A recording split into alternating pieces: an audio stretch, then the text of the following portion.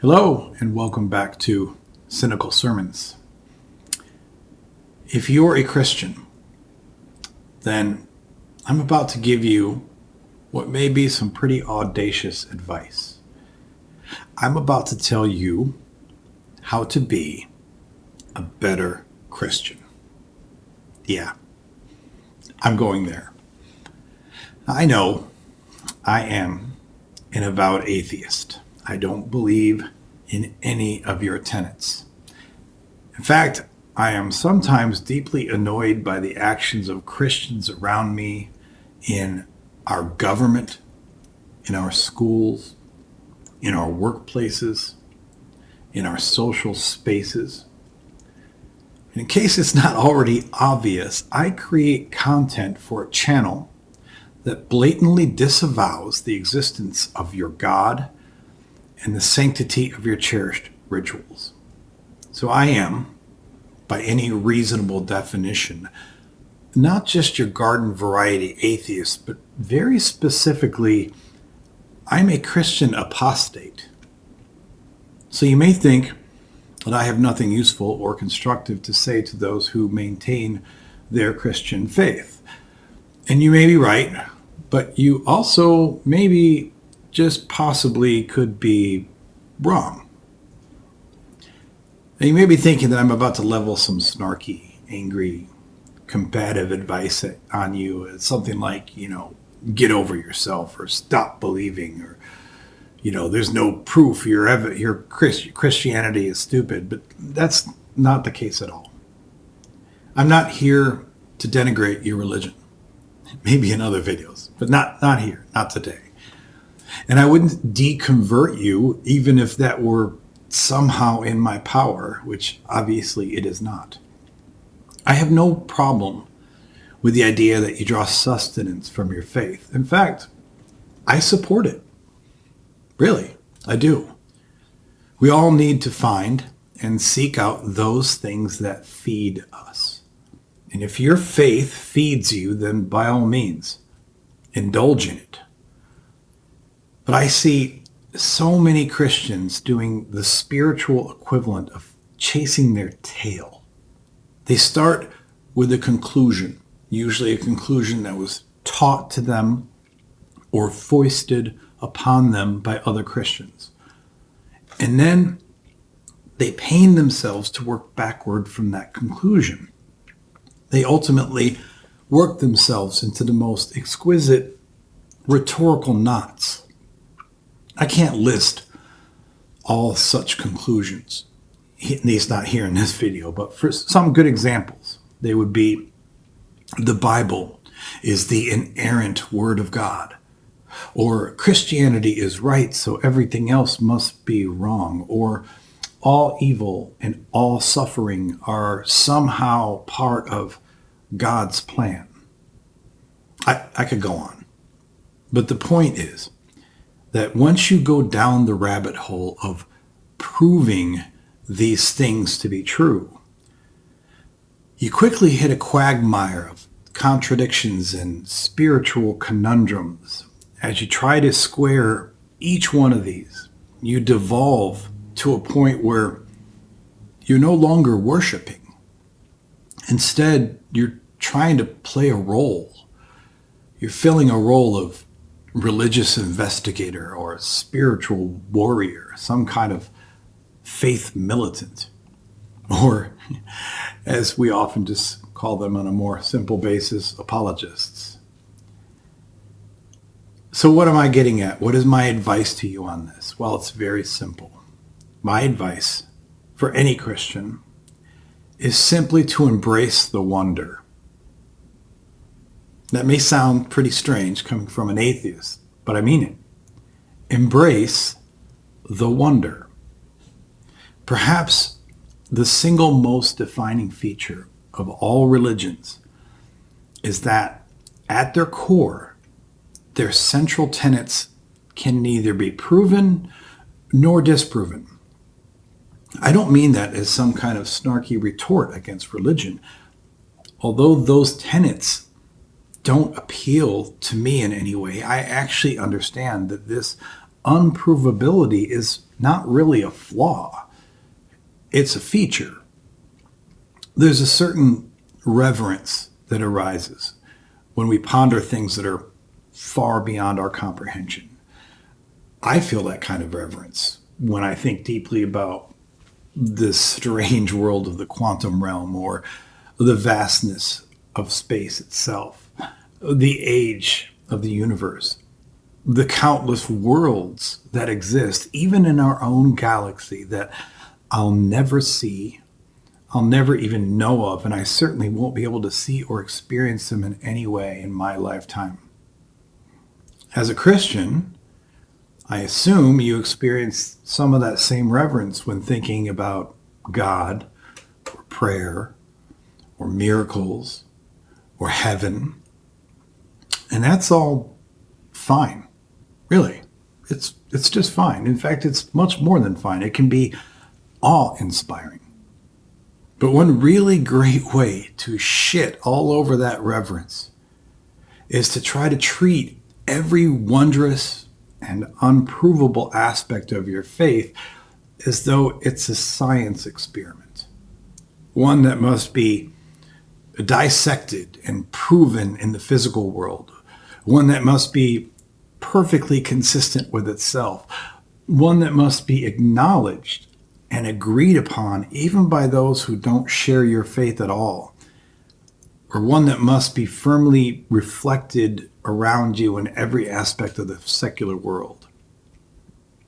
When you treat your faith like a science experiment, you obviously expose it to the harsh and unforgiving glare of, well, science.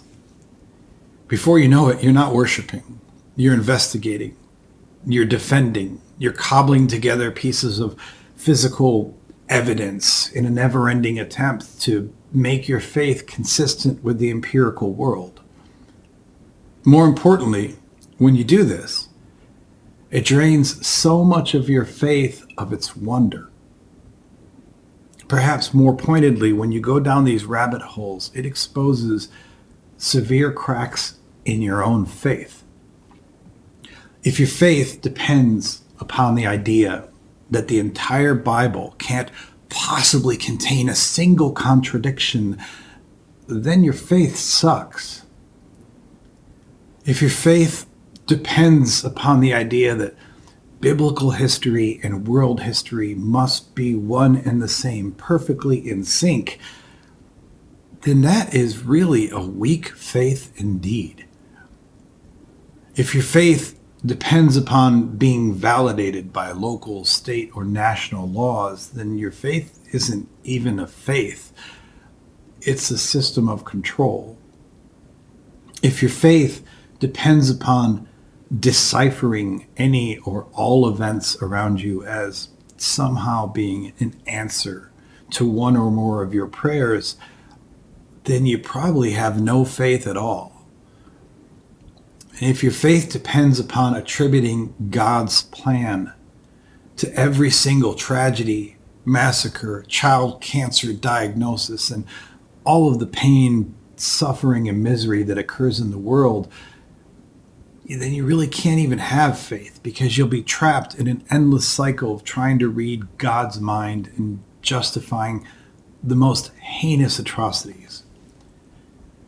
You see, wonder isn't a side effect of religion. Wonder is pretty much all that religion has. And again, I'm not saying that as an insult. It's an acknowledgement of the fact that you can never prove or disprove Christianity's central tenets. Now, here are some things that you cannot in any way prove. And spoiler alert, I cannot in any way disprove them. You can't actually prove to me or anyone else that there's a God, especially not the Christian God. You can't prove that there's only one God. You can't prove that there's only one God who is in fact the Christian God. You can't prove that the Christian God had a son born to a virgin and that that son was Jesus and that Jesus was resurrected. Of course, I could go on with a long list of additional Christian tenets that can neither be proved nor disproved.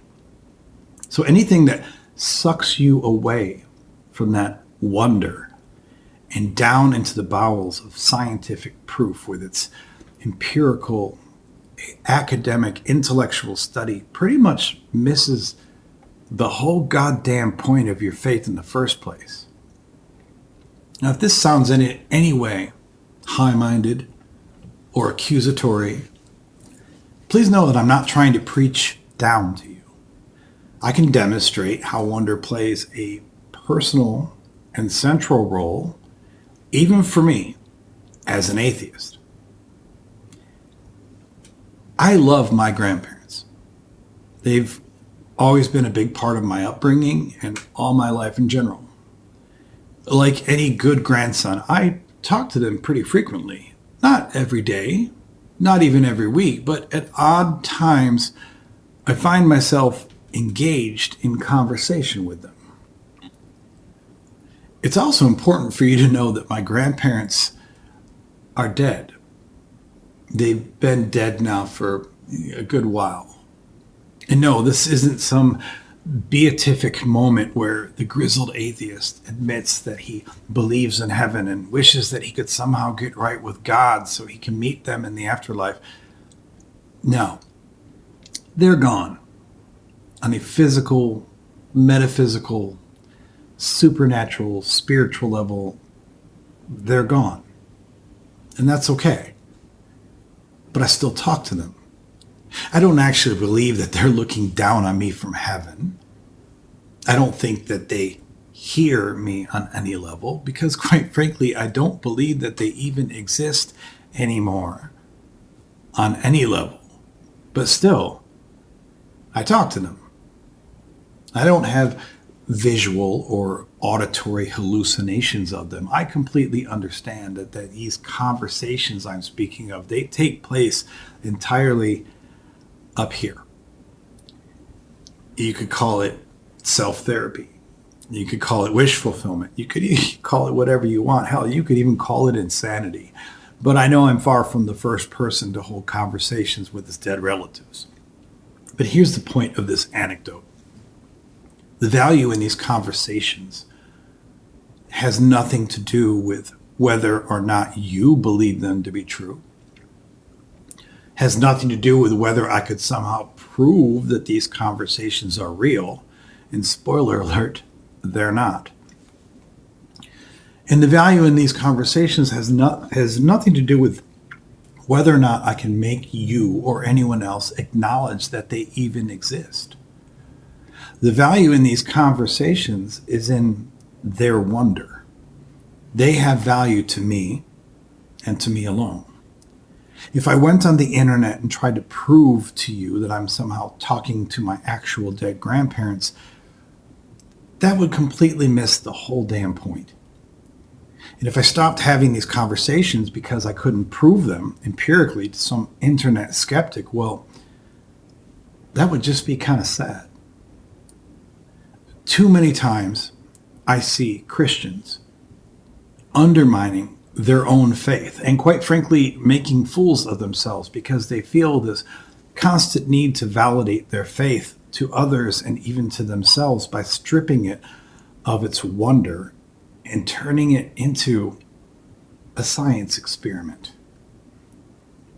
Leave that for the snarky skeptics. Thank you for watching. I hope I've pissed some of you off. I'm sure I have. This has been another episode of Cynical Sermons. So please like, subscribe, flame war in the comments, do whatever you want. I'm glad you're here. I appreciate you joining me, and I hope to see you soon on another video on this channel, Skepticus.